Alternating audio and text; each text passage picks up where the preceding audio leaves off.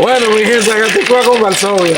Hoy tengo el honor de tener por segunda vez en la Capicúa al pastor y político, mi amigo Carlos Peña. ¿Cómo está usted? Varsovia, un placer siempre estar contigo.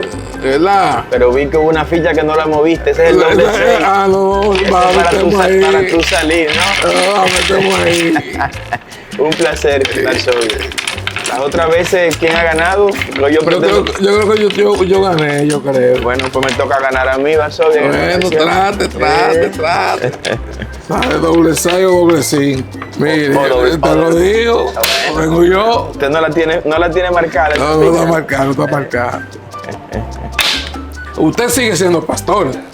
Para la gloria de Dios, Varsovia. Es la actividad que después de agradar a Dios, más disfruta.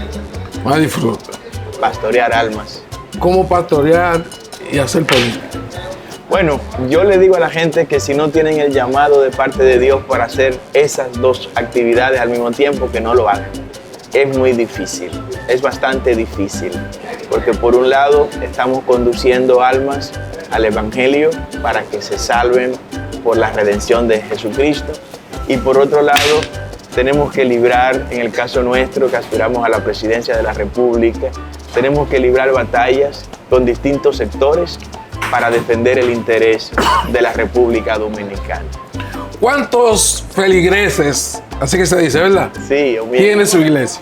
Bueno, eso varía, porque hoy la iglesia no es solo física, también es virtual, Varsovia. Yo recuerdo un amigo en Seattle, en Estados Unidos, que tenía una iglesia de 1000 miembros y esa iglesia él la transformó en una iglesia virtual y tiene ahora 250,000 miembros. Wow.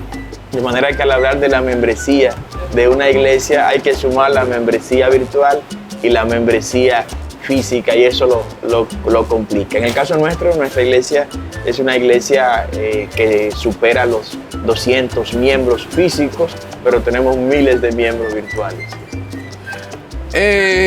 Ha habido en estos días una situación con los pastores.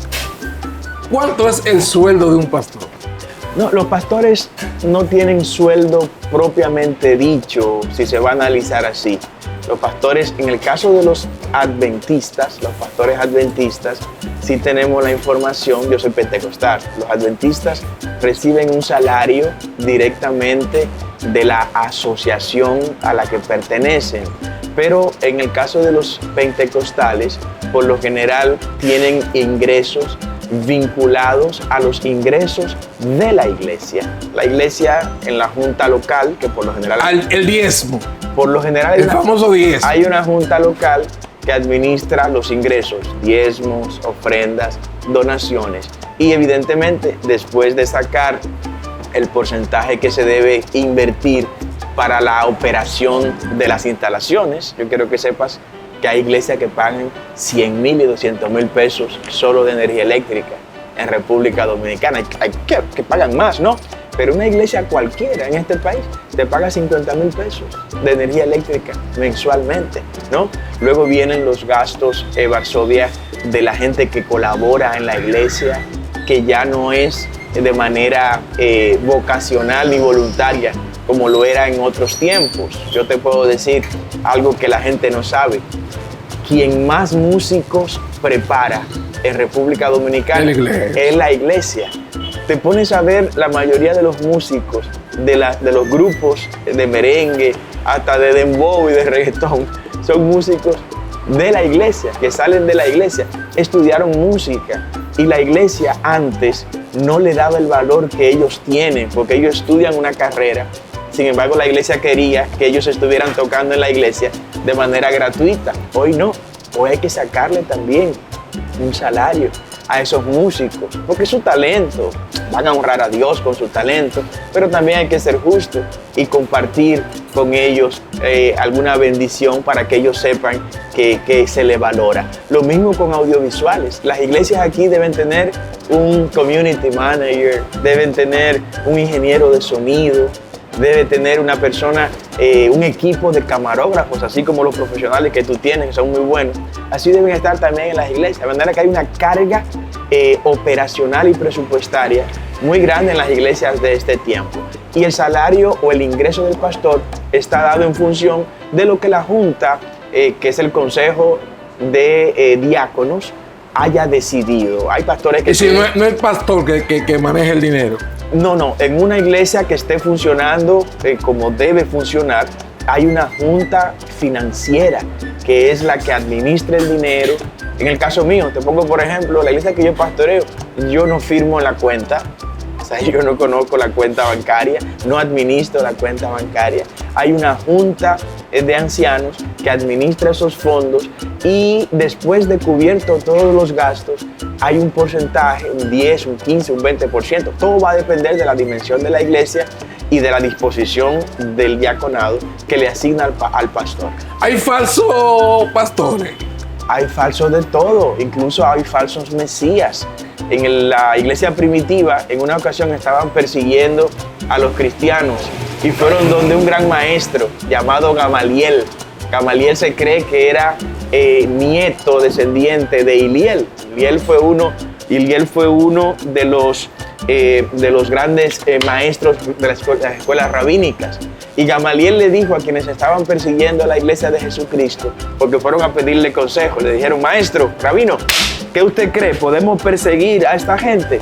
Oye el consejo de Gamaliel: no lo persigan, porque si ellos no son de Dios, van a desaparecer igual que los falsos que surgieron antes de Cristo.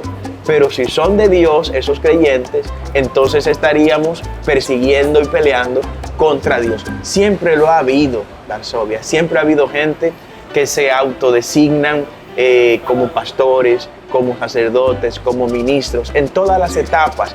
Ahora, la palabra dice claramente que por sus frutos los conoceréis. Y es la invitación que yo hago a los dominicanos. Evalúen el historial del pastor o del sacerdote o del anciano donde usted se va a congregar, porque la gente no es buena de la noche a la mañana, ni es mala tampoco. ¿Existe el clasismo en la iglesia? Bueno, doctrinalmente... Es decir, de que si yo voy mal vestido o en chancleta, no me dejan entrar. Doctrinalmente no. La Iglesia de Jesucristo es la gran institución histórica que le dio la oportunidad al pobre de sentarse en la misma silla que se siente el rico. Santiago habla de eso, de hecho, el apóstol Santiago, que es Jacobo, el hermano de Jesús. Santiago dice que no hagamos excepción o acepción de personas, que si un rico llega, pues Santiago veía que lo sentaban adelante. Santiago dijo que no, que se siente adelante el que llegue primero, el que vaya ahí. De manera que institucionalmente la iglesia le dio la oportunidad a la mujer igual que el hombre. Es una de las grandezas del Evangelio de Jesucristo. Vino a romper esas barreras, esas fronteras. Por eso las mujeres, con la llegada de Jesucristo, se le abre la puerta para el ministerio, para que participen activamente en el ministerio del Señor. Y algo que tiene que ver con eso, Varsovia, fíjate que Occidente ha sido formado por la cristiandad. ¿Y dónde las mujeres son más libres y tienen más oportunidades? En Occidente.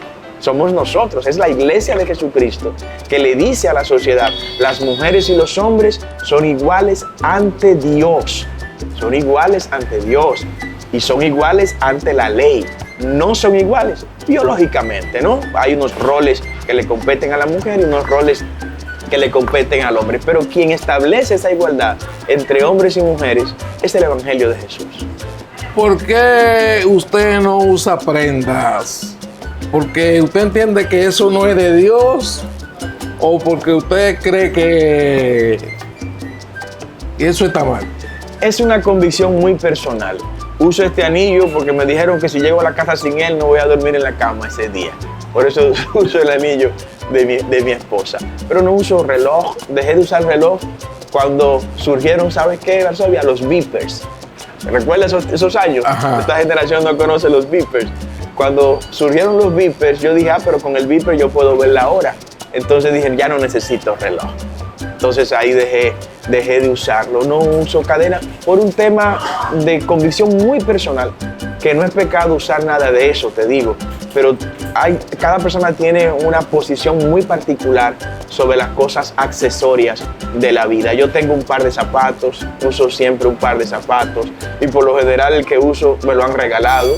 Te puedo decir, de lo que tengo puesto hoy, creo que regalado no ha sido, ¿qué cosa? Bueno, los lentes, fue lo único que compré. Y por lo general visto cosas así. Su opinión de los pastores que usan prendas caras, se dan buenos lujos. ¿Qué opina usted sobre eso? Mire, yo no promuevo la miseria, Varsovia, no promuevo la pobreza. Durante 2000 años se ha llegado a creer que ser cristiano, ser seguidor de Jesucristo, es sinónimo de ser miserable y ser pobre, porque nos enseñaron a un Cristo diferente.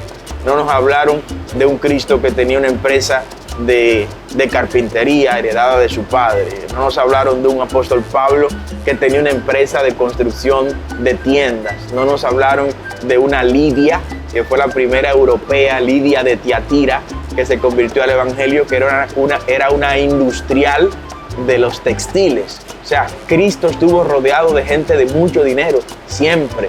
José de Arimatea era un hombre millonario, rico. Sí, no es malo. No es malo. De hecho, la Biblia habla del dinero. Varsovia, después del amor, que es de lo que más se habla en la Biblia, el segundo tema del que más se habla en la Biblia, ¿sabe cuál es? El dinero. O sea, Dios no tiene problema con el dinero.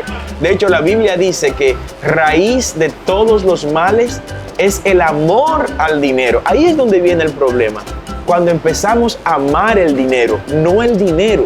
Cuando amamos el dinero, estamos dispuestos a quitar a Dios del trono en nuestro corazón y colocar en ese trono entonces al dinero. De manera que hagamos riquezas lícitamente, tengamos dinero, pero que el dinero esté al servicio de nosotros y al servicio de Dios, no al revés. Una iglesia de 2.000, 3.000 feligreses, le va muy bien al pastor. Bueno, todo está en función de lo que él ha trabajado. Una persona que tenga 2.000 miembros en su congregación Varsovia, te puedo asegurar que tiene años levantando esa congregación. Tiene años fortaleciendo familias destruidas. Tiene años orando por enfermos. Tiene años dando consejería a gente desbaratada espiritualmente. O sea, muchas veces nos detenemos a ver el momento, pero no vemos el proceso. Ni lo que hace la iglesia. Ni lo que la iglesia hace. La iglesia hace. Ayuda a otras iglesias que están en mal estado. Claro. A los enfermos. La iglesia es un hospital del alma. A la iglesia van las personas con todo tipo de problemas, Varsovia. Mira, a la hora del día en la que estoy, y yo te puedo hablar de varias situaciones que a esta altura del día nosotros como pastor hemos resuelto, cosas que no tienen que ver con ingeniería eléctrica, que es mi profesión primaria. O sea, el pastor tiene que ser consejero, terapeuta, psicólogo, psiquiatra, médico, carpintero, chofer. Todo tenemos que hacerlo, ¿no? Y lo hacemos con gusto, sin esperar recompensa del ser humano, porque nuestro galardón es grande allá en los cielos. Por eso, como candidato a la presidencia, hemos sido el único candidato presidencial que ha salido a hablar de este tema públicamente para que no se satanice la iglesia, para que se proteja nuestra fe. Y desde la presidencia de la República nosotros crearemos las condiciones para que los creyentes practiquen su fe con plena libertad y sin persecución alguna. Mira, juego yo. ¿Juega usted? Sí, yo juego. ¿Juega usted? Entonces, mire, te gané la mano ahí. Pero ¿cómo va a ser? Yo no tengo más. Usted me pone... Dígale adiós a la cámara ahí. Usted me pone conversación para cambiarme la ficha. Vamos a jugar otra.